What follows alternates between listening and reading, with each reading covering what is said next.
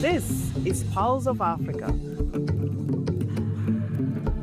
the face and voice of Africa. The story of resurgent and burgeoning Africa is here, only on the Pulse of Africa channel.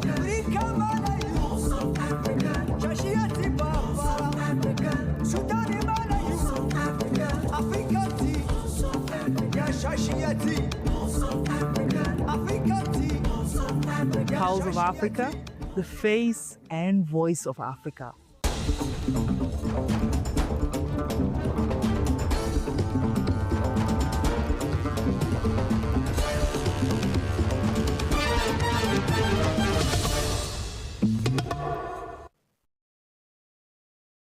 Hello and welcome. I'm Magdalite Naga and you're watching Pulse of Africa News. Let's start with Central African Republic. The UN's top official in the Central African Republic has welcomed the country's 28th December 2025 election as a major milestone in consolidating peace and restoring state authority. Briefing the Security Council, Valentin Ragwabiza, special representative of the Secretary General and head of MINUSCA, described the combined presidential, legislative, regional and municipal polls as a historic achievement.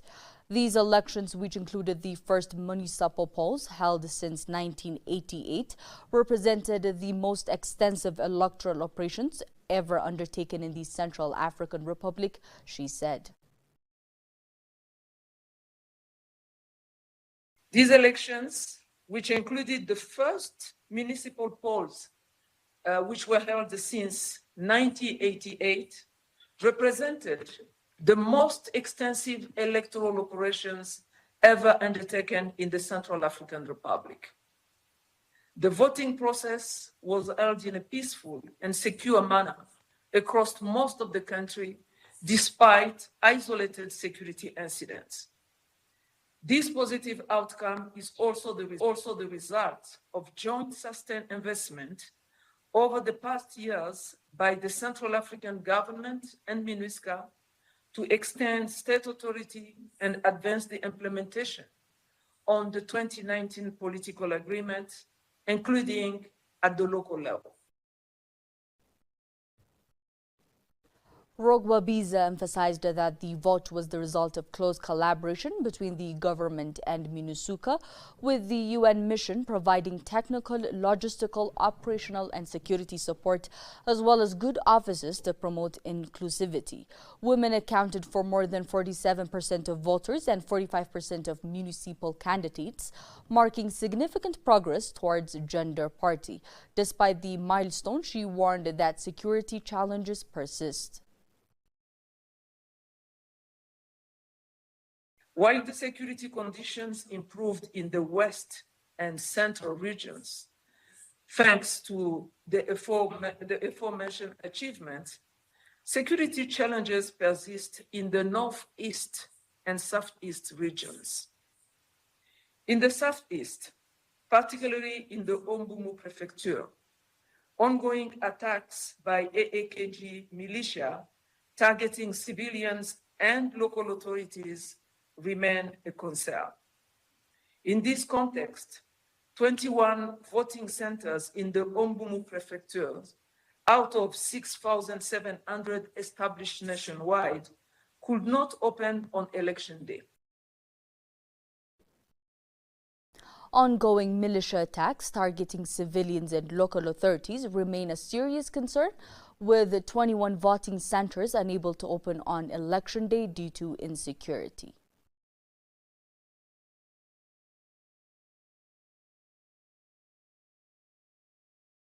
Colombia's ambassador to Ethiopia, Yassine Arkaido, Meneses lauded Ethiopia's historic legacy as a profound source of inspiration for Afro-descendant communities in Colombia, across the Americas and throughout the Caribbean.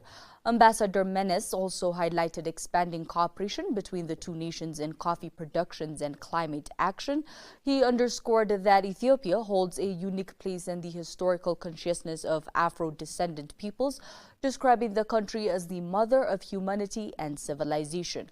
Often referred to as the land of origins, Ethiopia is widely recognized as a cradle of early human history and civilization, as well as a powerful symbol of freedom and resilience for Africans and the global black community. Ethiopia's decisive victory over Italy at the Battle of Adwa in 1896 remains a defining moment that inspired anti-colonial movements and strengthened the spirit of resistance among black communities worldwide. Ethiopia for Afro-descendant people in Colombia, and I think for all Americans and the Caribbean region, is an inspiration, the ambassador affirmed. Ethiopia for Afro-descendant people in Colombia, and I think in all Americas and Caribbean region, is an inspiration. We know the important role in the development of this movement, born in the Caribbean but then connected to motherland. So all this movement or all our struggles in Colombia, our history is embedded by this vision of Pan-Africanism or decolonization, and we can continue, explaining some other concepts regarding or related to this historical connection we have in Latin America, Caribbean, and Colombia. He emphasized that connecting with Ethiopian represents a reconnection with ancestral roots and shared historical identity. Beyond culture and historical ties, the ambassador highlighted growing collaboration between Ethiopia and Colombia, particularly in the coffee sector. Ethiopia, from the historical and anthropological perspective, we see it as the mother of humanity and civilization. That's our perspective. Then, being here as ambassador, we started implementing different collaborations, particularly in coffee. That's something that connects us, profoundly connects us as countries, Ethiopia and Colombia. So we are having a lot of collaborations on the different levels, technical levels, but also we're having several conferences talking about particularly how climate change is affecting or negatively impacting the production of coffee. And this is something very sensitive for our countries because our economy is very linked to this, the production of coffee. Both countries rank among the world's top 5 coffee producers and contribute significantly to global supply, alongside industry leaders such as Brazil and Vietnam. Colombia is the world's 3rd largest coffee producer, internationally renowned for its high-quality Arabica beans, while Ethiopia ranks 5th globally as Africa's larger producer, and it is recognized as the birthplace of Arabica coffee. Menese noted that the two nations are implementing cooperation at various levels, including technical exchange and conferences focused on addressing the impact of climate change on coffee production. He described coffee as a highly sensitive and strategic sector for both economies, given its central role in livelihoods and national revenue. Discussions between the two countries increasingly focus on mitigating climate-related risks that threaten coffee-growing regions.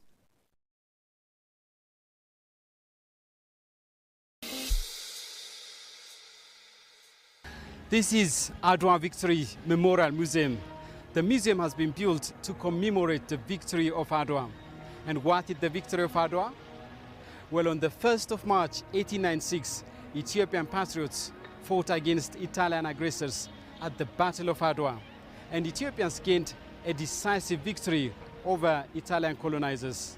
By the time almost all African countries had fallen under European colonization, Ethiopia's resounding victory over European colonizer sparked anti-colonial movement, anti-colonial struggle across Africa and black people around the world.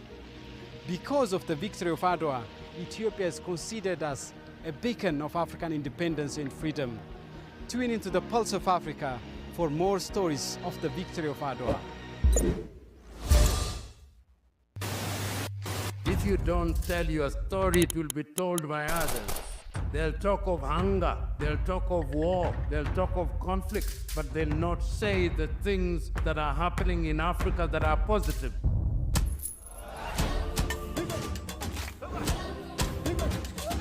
This is POA, a very new media organization in Ethiopia. We have to be voice for ourselves. There is no one else that can tell our story better than us. If it's defending African matters, then go for it. Go for Pulse Media. This is the Pulse of Africa. Tune in, follow the journey, and learn about the news and what's shaping our African continent. I am really impressed by the work that they are doing by telling the African story from Africa for Africans. I think it's definitely needed. Please subscribe to the Pulse of Africa on all platforms.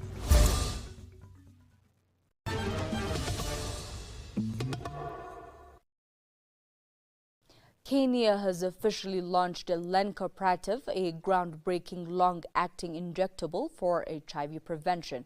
In a major step to curb new infections and strengthen the national HIV response, the launch was presided over by Cabinet Secretary for Health Aden Duale at Riruta Health Center in Nairobi. The Duale described the introduction of lenacapavir as a milestone in prevention efforts, noting that 1.4 million Kenyans are living with HIV, with thousands of new infections recorded each year. He emphasized that expanding innovative prevention options is critical to reserving transmission trends and protecting vulnerable populations. He confirmed that the medicine has met all regulatory and procurement requirements under national laws and health guidelines, with safety, equality and effectiveness rigorously assessed through international scientific review and local evaluation by the Pharmacy and Physicians Board, with support from the Global Fund. The injectable will be administered twice a year and offered free of charge to eligible individuals at selected public health facilities in priority countries.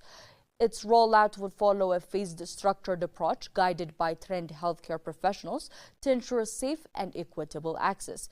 Kenya is among the first countries globally to introduce lenacapavir for HIV prevention, signaling strong international confidence in the country's health systems and its ability to responsibly deliver cutting-edge medical innovations.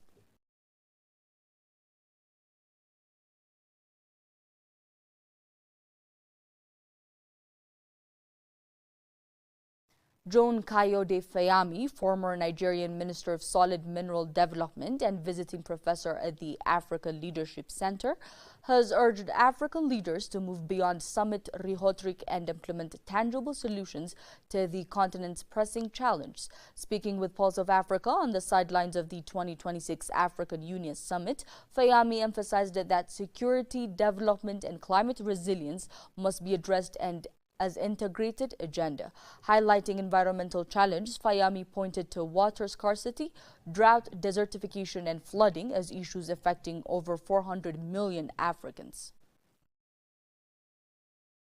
I think, frankly, I have been immensely impressed with the improvements I've noticed in the city. Of course, Addis Ababa does not represent the complete context of Ethiopia, but if we are to go by the significant progress witnessed, one must give commendation to the Prime Minister and the Mayor of Ethiopia, who must have been central to these improvements. I almost did not recognize the city now that I came back. He urged that these crises have direct impacts on food security, public health and sustainable development, underscoring the need for coordinated regional and national responses. Fayami also praised the recent progress in Addis Ababa, noting significant urban improvements under Prime Minister Abiy Ahmed.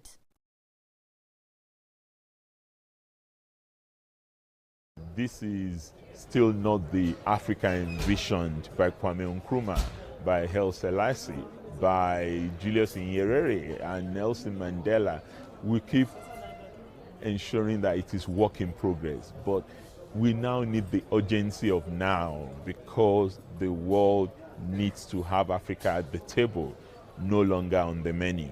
And the only way to ensure that that happens is if our leaders are committed to everything they say. So this should not just end up as speeches at summits, but as actions on the ground. And that's what we need. Ethiopia is the diplomatic capital of Africa. So Ethiopia has a responsibility, indeed a duty, to be at the forefront of this agenda. And I'm glad that now all Africans can come into Ethiopia and obtain visa on arrival. That was never the case before. And that is a fundamental commitment to African unity. If we can at least ensure freedom of movement amongst ourselves. He described Ethiopia's visa on arrival policy for all Africans as a practical step towards continental unity and commended Addis Ababa's leadership in promoting African integration. On the security front, Fayami painted a sobering picture of present instability in the Horn of Africa, the Sahel, the Democratic Republic of Congo, and the Central African Republic. We are confronted with a huge slew of security challenges on the continent. Whether you talk of the Horn of Africa, or you talk of the Sahel, or you talk of DRC Congo, or Central African Republic, security is one issue that dominates the agenda and that we have to respond to. And it's even more complicated in the context of the changing geopolitical reconfiguration in the world. But we cannot address security or insecurity, as the case may be, if we do not address the fundamental causes of insecurity, which lies in poverty, which lies in inequality, which lies in youth disenfranchisement, which lies in women's disenfranchisement on our continent. They are interconnected. And we must see them in terms of addressing them fundamentally as an integrated agenda. And I'm glad that we're dealing with this in the context of the African Union. He stressed that military interventions are alone insufficient, calling for policies that tackle poverty, inequality, youth desertifications, and the marginalization of women as root causes of insecurity. He urged African leaders to embrace what he called the urgency of now, insisting that the continent must be at the table, no longer on the menu. He emphasized that political will must be translated into measurable actions, advocating for concrete policies and visible progress to realize the vision of African unity outlined in the African 2063 Agenda and the Sustainable Development Goals.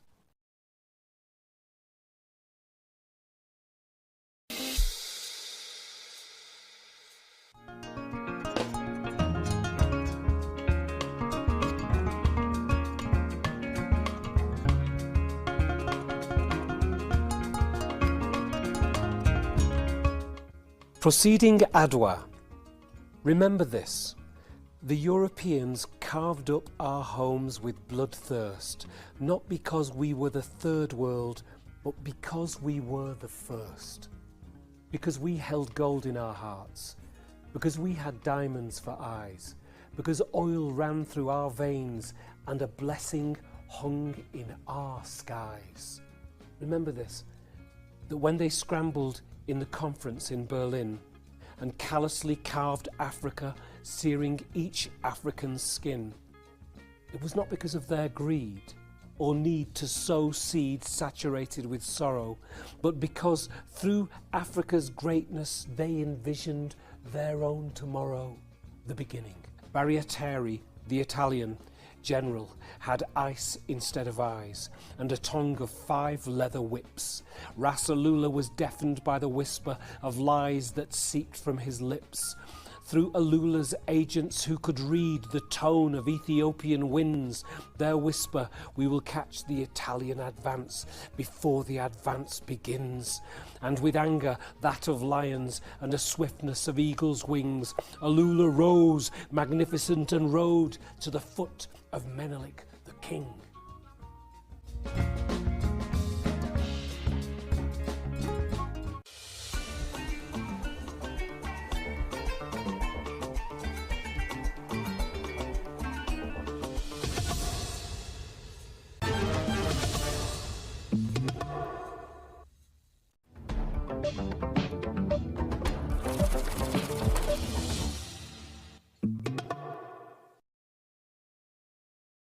Now to business news. We have South Africa's economy is projected to grow by 1.6% in 2026. With the outlook steadily improving, Finance Minister Enoch Godongwa made the remarks while delivering the 2026 budget speech in Cape Town, outlining the government's fiscal strategy and economic reform agenda.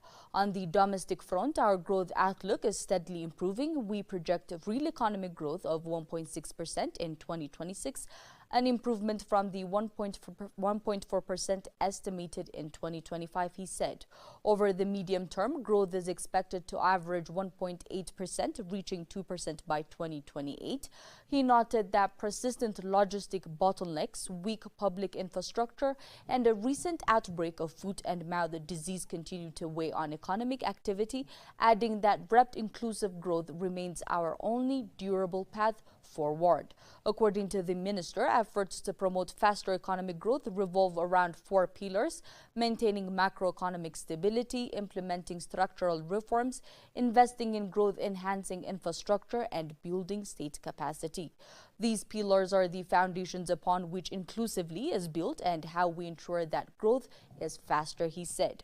On fiscal policy, Godongwana said South Africa has reached an important turning point in the management of our public finances. Stronger than expected revenue collections allowed the government to withdraw 20 billion rand, which is about 1.26 billion US dollars in previously proposed tax increases, the minister announced.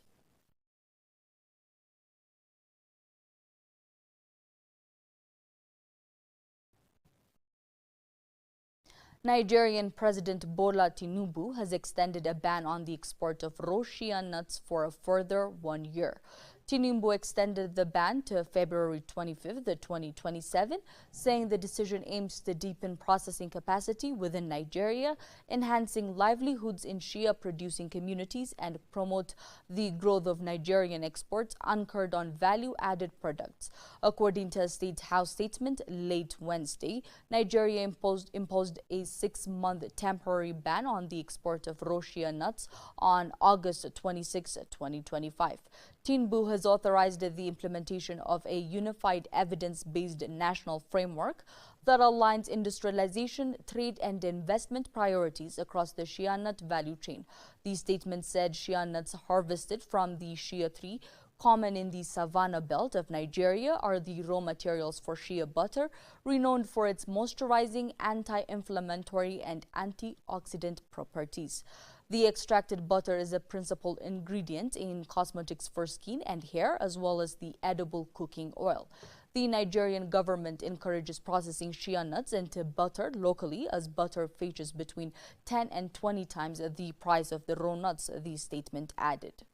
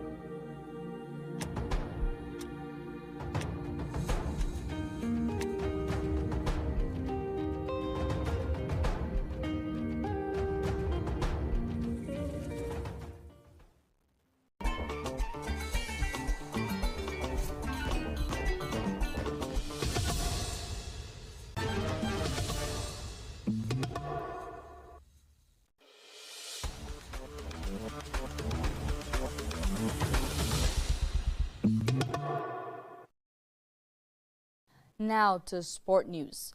The women's race at the 2026 Tokyo Marathon is set to deliver one of the most competitive shutdowns in recent memory, featuring a deep field of champions and elite contenders.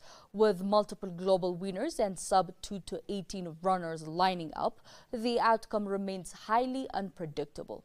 Defending champion Sutume Asafa headlines the race as she targets a historic third consecutive victory.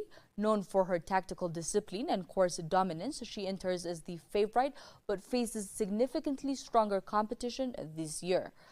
Leading the challengers are Hawaii Fayissa, winner of the 2025 Chicago Marathon, and Rosemary Wanjiru, the 2025 Berlin Marathon champion.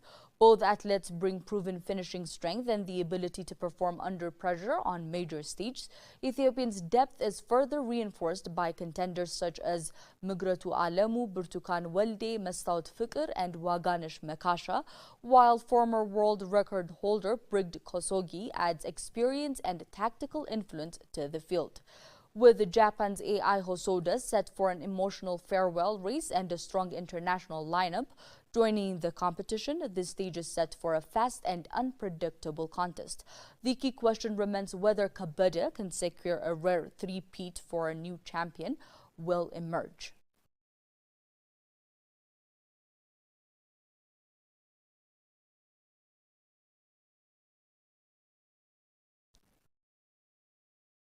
That's all for today. Thanks for tuning in. Goodbye.